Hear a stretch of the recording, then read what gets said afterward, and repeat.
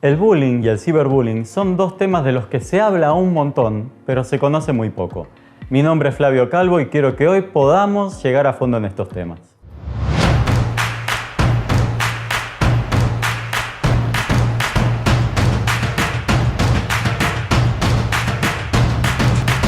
Bullying y ciberbullying son dos temas de los que todo el mundo está hablando. De hecho, en televisión de vez en cuando salen noticias donde hubo un caso de bullying en tal lugar o donde hubo casos de ciberbullying en tal otro lugar, y parece que es un tema del que todos conocemos y en realidad se sabe muy poco. Muchos hablan, muchos hasta le ponen otros nombres, se habla de me está haciendo bullying o se habla de mi compañero de trabajo me hace bullying, cosas que no tienen que ver con la realidad del bullying.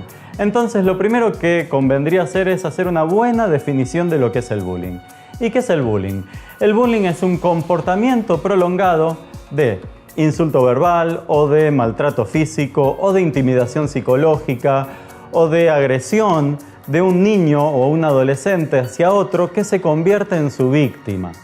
Y acá estamos hablando de algo que se da prolongadamente en el tiempo. Cuando ves dos chicos peleándose a la salida del colegio, es una situación fea, es una situación violenta, pero no es una situación de bullying. En el bullying hay un chico al cual se lo toma de punto y siempre ese chico es la víctima, es el que sufre el acoso, los comentarios, las burlas, los golpes de uno o de un grupo de chicos, ¿no? Para que haya bullying es necesario que haya ciertas características. Primero, como decía, se extiende en el tiempo. Se habla de meses y en realidad en los casos de bullying se da hasta por años. Una persona que viene sufriendo el acoso de los demás una y otra vez. Se habla de un desequilibrio de poder. Hay una diferencia de poder que puede ser real, puede ser sentida. Por lo general esta diferencia de poder es sentida por el que está en el rol de víctima. Y esta diferencia de poder hace que crea la víctima que el otro tiene más habilidades sociales, o tiene más poder físico, más fuerza, o tiene más poder en cuanto a lo económico o lo que sea, que hace que el que tal vez es víctima se siente inferior de alguna manera a aquel que lo está acosando.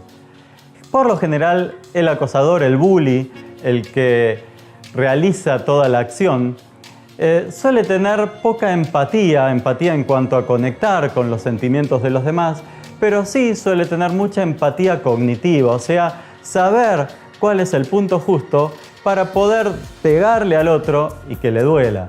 Y ese es todo un tema, porque muchas veces en esta relación que se da entre el bullying, entre la persona que hace bullying y la persona que lo sufre, se le da justo en las partes más sensibles de la persona que lo está sufriendo.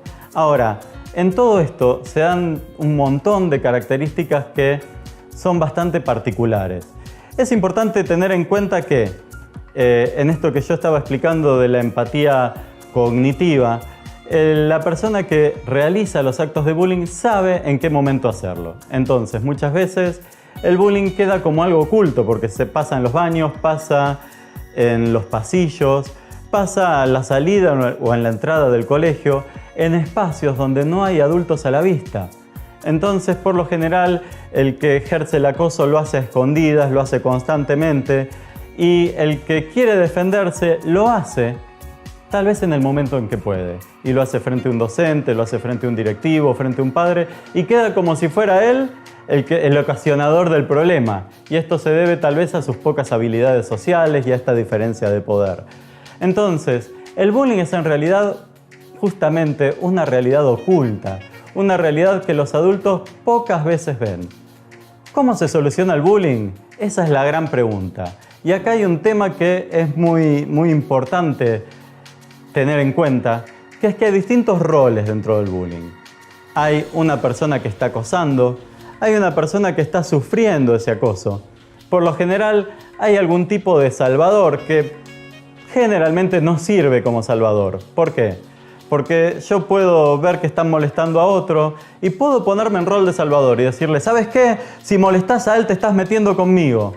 ¿Y qué pasa? Yo no puedo estar las 24 horas, los 7 días de la semana, los 365 días del año al lado de la persona que está siendo hostigada.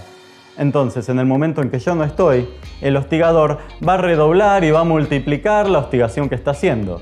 Así que por lo general el rol del salvador termina siendo un rol que no ayuda demasiado. Pero hay otro rol que es muy importante y que pocas veces se tiene en cuenta, que es el rol de los testigos. En todo este asunto del bullying hay un grupo de testigos que muchas veces están a favor de quien realiza la acción, testigos que muchas veces están a favor de el que está sufriendo y que no se animan a hablar por miedo a ser los próximos, y testigos que no están de ninguno de los dos lados. Los testigos por lo general guardan silencio ante esta situación. El silencio es siempre el mejor amigo del bullying. Entonces, si vos tenés hijos en edad escolar, sobrinos, amigos, quien quiera que sea, hay 3 preguntas que son importantes para poder hacerle y que puedan pensar en qué relación están con esto del silencio. Y estas preguntas son: si sufrís o si ves a algún compañero que sufre una situación de violencia, ¿podés hablarlo con otros compañeros de colegio? Segunda pregunta: si sufrís o tenés algún compañero de colegio que sufre una situación de violencia, ¿tenés algún adulto dentro del colegio con quien puedas hablar de este tema?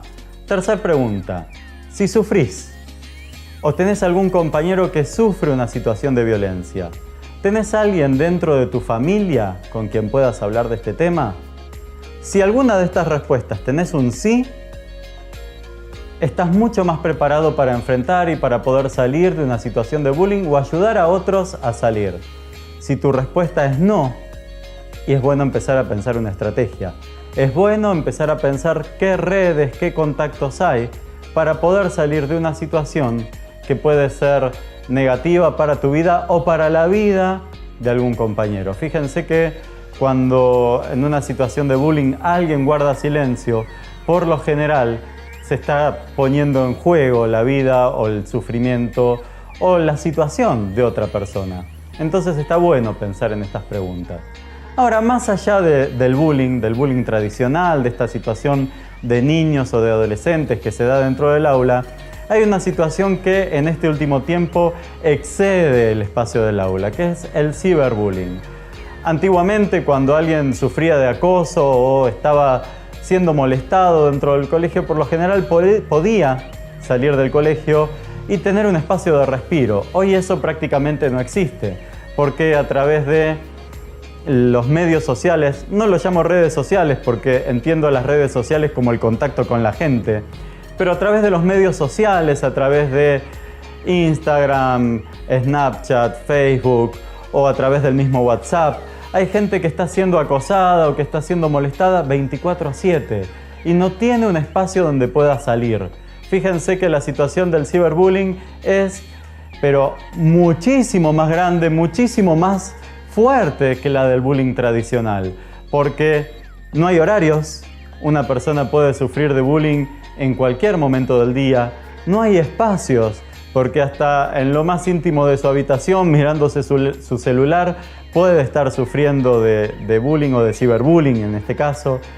No hay distancias, muchas veces a través de los memes o a través de un montón de cosas nos reímos de algún adolescente de China o de algún adolescente de México, o en Estados Unidos se están riendo de algo que pasó acá en Argentina y no existen las distancias.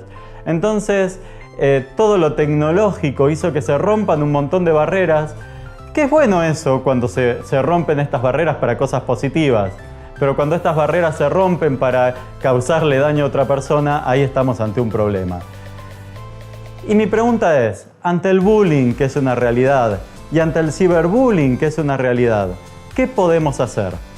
Muchos piensan que la solución está en los mismos chicos, en los mismos adolescentes o en los mismos niños. Y es un grave error. No es un problema de chicos, es un problema sistémico que abarca a los chicos, abarca a sus familias, abarca a los colegios, abarca la sociedad en general. Entonces, no podemos dejar que un problema social lo resuelvan 2 chicos. Y mucho menos cuando entendemos que hay una situación de desigualdad de poder entre esos chicos. Por otro lado, por ahí los que somos más grandes, no somos nativos digitales y decimos, bueno, que se desconecte, que cierre su cuenta de Instagram o que no use más WhatsApp. Y la realidad es que para un adolescente no hay diferencia entre la vida virtual y la vida real. Son lo mismo. Lo que nosotros teníamos cuando éramos adolescentes, las mismas formas de comunicación, las mismas formas de relaciones, las mismas formas hasta de chamullo que por ahí en la adolescencia teníamos, hoy se realizan a través de Internet. Entonces, pedirle a un adolescente que cierre una cuenta o que deje de estar en Internet es pedirle que acabe con su vida. No es una solución. Entonces, ¿por dónde pasa la solución? En primer lugar, yo creo algo. Trabajo mucho dando talleres de bullying, no de bullying porque no enseño a hacer bullying, pero sobre prevención de bullying en colegios. Trabajo mucho enseñando asertividad y cómo poder relacionarte mejor con el otro. Y hay una realidad, y es que el 99% es prevención.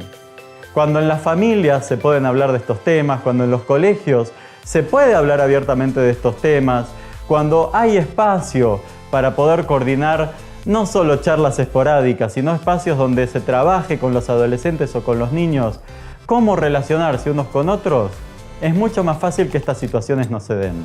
Ahora, hay muchos colegios donde nos llaman para dar algún taller porque hay un incendio, porque nos llaman a apagar el fuego rápidamente. Y en esos casos es difícil trabajar. Y en esos casos hay que pensar que, por ejemplo, en el caso de una imagen que se viralizó en Internet, muchas veces es como abrir un almohadón de plumas y soltarlo al viento y después querer juntar todas las plumas, el querer solucionarlo. Es realmente difícil. En estos casos muchas veces se trabaja mucho más con el adolescente que sufrió esa situación para que pueda rearmar su vida, para que pueda tener aceptación a que ciertas imágenes o ciertas cosas se hayan viralizado que poder solucionar el problema. Entonces, pensemos, pongamos eje tanto en nuestra familia como en los espacios donde estamos, en pensar que la prevención y el dar espacio a hablar, especialmente a las víctimas, especialmente a los testigos de estos temas, ayuda muchísimo a que estos temas no se den y poder realmente tener una adolescencia, estos adolescentes, o una niñez, estos niños, mucho más sana y mucho más compartida con otros de su misma edad, y que puedan crecer y que puedan realmente desarrollarse de la mejor manera. Estuvimos entonces hablando sobre bullying, ciberbullying, y realmente son realidades de las que se habla un montón. Hay muchísimo más para hablar. De todas maneras, quiero que te puedas quedar con esto. Guardar silencio es el mejor amigo del bullying. Anímate a poder contar lo que está pasando o a poder darle espacios a otros a que cuenten lo que está pasando. Gracias por compartir este espacio. Te invito a que puedas suscribirte, a que puedas darle like y compartir este video si te fue útil. Y acá tenés mis redes sociales. Te invito a poder seguirme y seguir compartiendo mucho más espacio juntos.